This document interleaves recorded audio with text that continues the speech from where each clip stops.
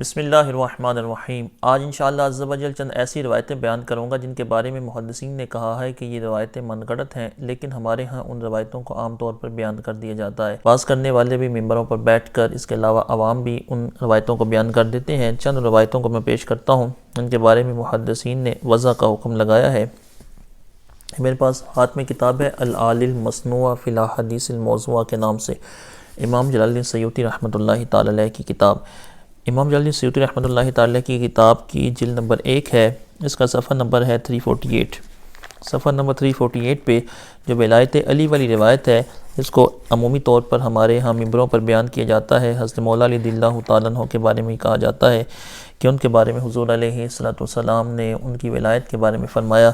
کہ جو تیری ولایت کو مانے گا وہی پل صراط پار کر سکے گا۔ اس کے بعد یہ العالی المصنوع جلد نمبر 1 صفحہ نمبر 346 ہے۔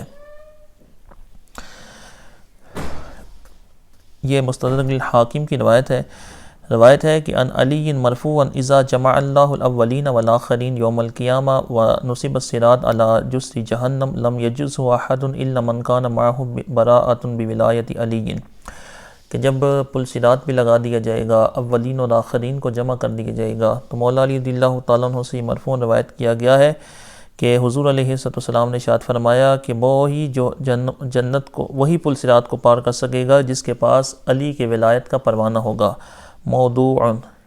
امام جلال سیوطی نے کہا کہ یہ روایت موضوع ہے۔ وَالسَّائِدِيُّ مَتْرُوكٌ قُلْتُ قَالَ فِي الْمِيزَانِ هَذَا خَبَرٌ بَاطِلٌ۔ اور امام سیوطی فرماتے ہیں کہ لسان المیزان میں ابن حجر اسقلانی نے کہا کہ یہ خبر باطل ہے، ایسی کوئی روایت موجود نہیں ہے، اور یہی روایت جو ہے وہ ریاض النظرہ کے اندر یہ روایت موجود ہے، اور کسی بھی حدیث کی معتبر کتاب کے اندر یہ ولایت علی کے پروانہ ملنے والی روایت کسی بھی حدیث کی معتبر کتاب میں موجود نہیں ہے۔ اور حاکم میں جو یہ روایت موجود ہے، اس کے اوپر بھی امام سیوطی نے وضع ہونے کا موضوع ہونے کا حکم لگایا ہے، اور اس کے علاوہ ریاض النظرہ کے اندر بھی اسی قسم کی یہ روایت موجود ہے، اور اس کا صفحہ نمبر 246 ہے۔ اس کے اندر یہ روایت موجود ہے کہ ارشاد فرمایا کہ انا خاتم النبیین وانت یا علی خاتم الاولیاء، قال الخطیب موضوع من عمل القصاص ودعہ عمر بن واصل او ودع علیہ۔ اور یہ جو روایت پیش کی جاتی ہے کہ حضور نے فرمایا کہ میں خاتم النبیین ہوں اور علی خاتم الاولیاء ہے، میں نبیوں میں آخری ہوں اور علی ولیوں میں آخری ہے۔ اور خطیب بغدادی نے کہا کہ موضوع، یہ روایت موضوع ہے، اور یہ قصہ گو لوگوں کا کام ہے، اسے عمر بن واصل نے وضع کیا ہے یا اس کی طرح وضع کر کے منسوب کیا گیا ہے۔ اور اس کے علاوہ ایک اور روایت پیش کی جاتی ہے، حضرت ابوبکر صدیق رضی اللہ تعالیٰ عنہ اور حضرت مولا علی کا مکالمہ ہوا۔ حضرت ابوبکر صدیق نے مولا علی کو کہا کہ اے علی، حضور علیہ السلام نے ارشاد فرمایا ہے کہ پل صراط وہی پار کر سکے گا کہ جس کے ہاتھ میں ولایت علی کا پروانہ ہوگا، وہی پل صراط کو پار کر سکے گا۔ اسی میں العالی المصنوع میں تھوڑا سا آگے جا کر یہ روایت آتی ہے، جو مناقب الخلفاء الاربعہ کا جو چیپٹر ہے اس کے اندر آتی ہے،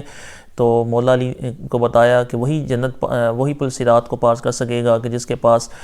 تیری ولایت کا پروانہ ہوگا، جسے علی ٹکٹ عطا کریں گے۔ تو حضرت مولا علی نے کہا کہ ابوبکر صدیق، میں بھی آپ کو بشارت دیتا ہوں کہ حضور علیہ السلام نے یہ بھی فرمایا ہے کہ علی اسی کو ولایت کا پروانہ دے گا، اسی کو ٹکٹ دے گا کہ جس کے دل میں ابوبکر کی محبت ہوگی۔ یہ روایت بھی موضوع ہے، اس کے اوپر بھی من گھڑت ہونے کا حکم لگایا گیا، اور ہمارے ہاں عمومی طور پر جو واعظین ہیں وہ اس روایت کو بیان کرتے ہیں، اور اس کے علاوہ جماعت الاخری آ گیا ہے تو اس کے اندر بھی یہ روایتیں بیان کی جائیں گی، اور اس کے علاوہ بھی پورا سال یہ بیان کی جاتی ہیں۔ اور اس کے علاوہ یہ امام ملا علی قاری کی کتاب ہے، ملا علی قاری کی کتاب ہے الموضوعات الکبریٰ کے نام سے۔ موضوعات کبریٰ کے اندر ملا علی قاری نے جو حضرت بلال رضی اللہ تعالیٰ عنہ کے بارے میں آتا ہے کہ حضرت بلال رضی اللہ تعالیٰ عنہ سین کو شین پڑھا کرتے تھے، تو حضور نے فرمایا کہ بلال کی جو سین ہے وہ سین و بلال عند اللہ شین، بلال کی سین وہ اللہ کے نزدیک وہ شین ہے۔ ملا علی قاری نے صفحہ نمبر 159 پر 159 کے اوپر یہ حکم لگایا کہ یہ روایت بھی موضوع ہے۔ اس کے علاوہ جو یہ روایت پیش کی جاتی ہے کہ وہ انہوں نے اذان نہیں دی، سورج طلوع نہیں ہوا، یہ روایت بھی بالکل موضوع ہے۔ اور اس کے علاوہ یہ ملا علی قاری نے صفحہ نمبر 231 ہے، یہ جو روایت عمومی طور پر ہمارے علم کے فضائل کے اوپر پڑھی جاتی ہے،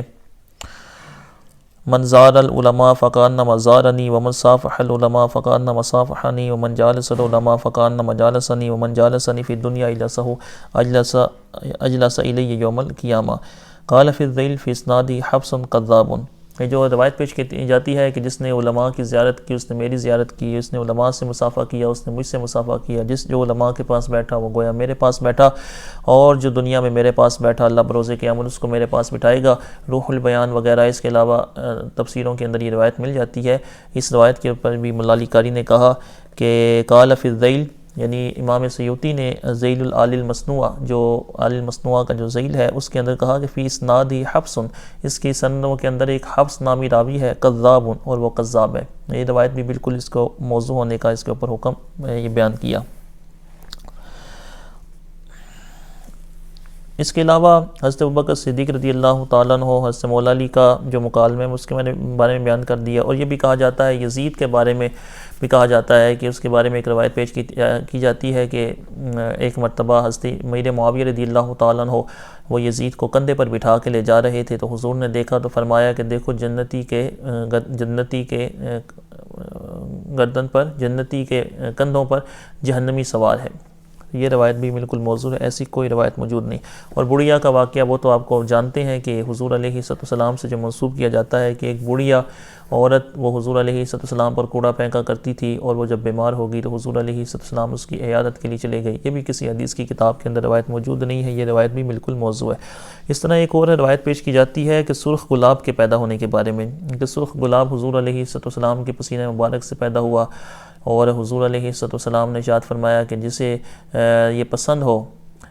کہ وہ میرے پسینے کو سونگے، من اراد ان یشم رائحتی فلیشم الورد الاحمر، جس سے یہ پسند ہو کہ وہ میرے پسینے کو سونگے تو وہ سرخ گلاب کو سونگ لے۔ اور مولا علی قاری نے موضوعات کبریٰ کی، اسی موضوعات کبریٰ کے اندر صفحہ نمبر 259 کے اوپر اس روایت کے بارے میں کہا کہ ایسی کوئی روایت نہیں، یہ روایت بھی موضوع ہے۔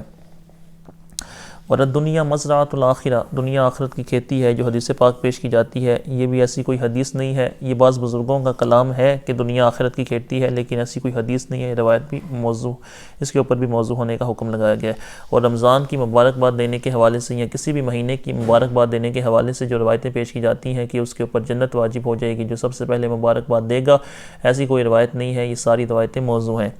اور اس کے علاوہ جو یہ تفکر ساعۃ خیر من عبادت 60 سنہ، عمومی طور پر جو ہمارے ہاں روایت بیان کی جاتی ہے کہ ایک لمحہ بھر، ایک گھڑی بھر تفکر کرنا، آخرت کے بارے میں غور و فکر کرنا، یہ 1 سال کی عبادت سے بہتر ہے، یا 70 سال کی یا 60 سال کی عبادت سے بہتر ہے۔ مولا علی قاری نے موضوعات کبریٰ کے اندر لکھا کہ یہ روایت بھی موضوع ہے، ایسی کوئی روایت موجود نہیں ہے۔ اور اس کے علاوہ من زار عالما فکانما زار بیت المقدس، جس نے عالم کی زیارت کی اس نے گویا بیت المقدس کی زیارت کی، یہ روایت بھی ایسی کوئی روایت نہیں ہے، یہ روایت بھی بالکل موضوع ہے۔ اور مسجد میں جو کلام کرنے پر جو اعمال اکارت ہونے والی جو روایتیں ہیں کہ جو مسجد میں کلام کرتا ہے اللہ تعالیٰ اس کے 40 برس کے عمل کو اکارت فرما دیتا ہے، مولا علی قاری نے لکھا کہ ایسی کوئی روایت نہیں ہے، یہ روایت بھی موضوع ہے، صفحہ نمبر 84 پر۔ اور یہ فتاوی حدیثیہ کے اندر حافظ ابن حجر حیتمی مکی رحمۃ اللہ تعالی علیہ نے چند ایسی روایتیں نقل کی ہیں کہ جن کے بارے میں انہوں نے کہا ہے کہ یہ ساری روایتیں موضوع ہیں، ان کے اندر کوئی بھی ایسی روایت نہیں ہے کہ جو ضعیف یا صحیح ہو۔ ان میں سے ایک روایت ہے کہ ان للہ مدینۃ تحت العرش من مسک اذفر علی بابها ملک ینادی کل یوم علی من زار عالما فقد زار الرب ومن زار الرب فلہ الجنہ، کہ اللہ رب العزت کا ایک شہر ہے عرش کے نیچے میں مسک اذفر سے، اس کے باب پر ایک فرشتہ ہے جو کہ ہر دن یہ ندا کرتا ہے کہ جس نے عالم کی زیارت کی اس نے اللہ رب العزت کی زیارت کی، جس نے رب کی زیارت کی اس کے لیے جنت ہے۔ یہ حافظ ابن حجر حیتمی مکی رحمۃ اللہ تعالی علیہ انہوں نے کہا کہ یہ روایت موضوع ہے۔ اور اس کے علاوہ من اراد ان ينظر الى اتقاء اللہ من النار فلینظر الى المتعلمین، کہ جو اللہ رب العزت نے ان لوگوں کو دیکھنا چاہے جن کو اللہ رب العزت نے جہنم سے آزاد فرما دیا ہے، اگر کوئی ان کو دیکھنا چاہے تو وہ طالب علموں کو دیکھ لے۔ حافظ ابن حجر حیتمی مکی نے کہا کہ یہ روایت موضوع ہے۔ اور اس کے علاوہ جو روایت پیش کی جاتی ہے کہ ما صب اللہ فی صدری شیئا الا صببتہ فی صدری ابی بکر، کہ جو کچھ اللہ رب العزت نے میرے سینے میں ڈالا تھا وہ سارا میں نے ابو بکر کے سینے میں ڈال دیا۔ ابن حجر حیتمی مکی نے کہا کہ یہ روایت بھی من گھڑت ہے، موضوع ہے، ایسی کوئی روایت نہیں ہے۔ اور ایک حدیث پیش کی جاتی ہے کہ اطعم صلی اللہ تعالی وسلم اصحابہ لقمۃ لقمۃ وقال سید القوم خادمہم، کہ حضور علیہ السلام نے اپنے صحابہ کو ایک لقمہ لقمہ کھلایا اور فرمایا کہ قوم کا سردار ان کا خادم ہوتا ہے۔ یہ بھی کوئی روایت موجود ایسی نہیں ہے۔ اور ایک حدیث میں آتا ہے کہ ان اللہ وکلنی بقبض ارواح الخلق ما خلا روحی کا و روحی ابن امی کا علی، کہ حضرت اسرائیل علیہ السلام نے کہا کہ اللہ تعالیٰ نے مجھے تمام روحوں کے قبض کرنے کے لیے وکیل کیا ہوا ہے، سوائے یا رسول اللہ آپ کی روح کے اور آپ کے چچا کے بیٹے علی کی روح کے، یعنی ان کی روح میں قبض نہیں کروں گا، باقی سب کی روح میں قبض کروں گا۔ ابن حجر حیتمی مکی نے کہا کہ ایسی بھی کوئی روایت موجود نہیں ہے۔ تزویج علی بفاطمہ بکیفیات من اجتماع الملائکہ ونصر طوبى علیہم الدر والیاقوت وتزخرف الجنان وتزین الحور ونزول الملائکہ ورقص الحور وغناء الطیور۔ اور یہ جو روایت پیش کی جاتی ہے کہ حضرت مولا علی رضی اللہ تعالیٰ عنہ کا سیدہ کائنات سیدہ فاطمہ الزہرا رضی اللہ تعالیٰ عنہ سے جب نکاح ہوا تو وہ اس کیفیت میں ہوا کہ فرشتوں کا اجتماع ہوا، در و یاقوت، اور اس کے علاوہ حور عین اور فرشتوں کا نزول اور حور عین کا رقص، پرندوں کا غنا، ان کا گانا گانا۔ آپ نے فرمایا ہادہ الاحادیث کلھا کذب موضوع، یہ ساری حدیثیں جو ہیں وہ موضوع ہیں، من گھڑت ہیں، ان کے اندر کوئی بھی سچائی نہیں ہے۔ لا یحمل روایت شیء منہا الا لبیان انہا کاذب علی النبی صلی اللہ علیہ وسلم کما افاد ذلک الحافظ السیوطی۔ حافظ سیوطی نے بھی یہی کہا ہے کہ ان روایتوں کو صورت میں ہی بیان کیا جائے گا کہ جب یہ بیان کر دیے جائے کہ یہ ساری روایتیں یہ حضور علیہ السلام کا فرمان نہیں ہے، یہ حضور علیہ السلام پر جھوٹ باندھنا ہے۔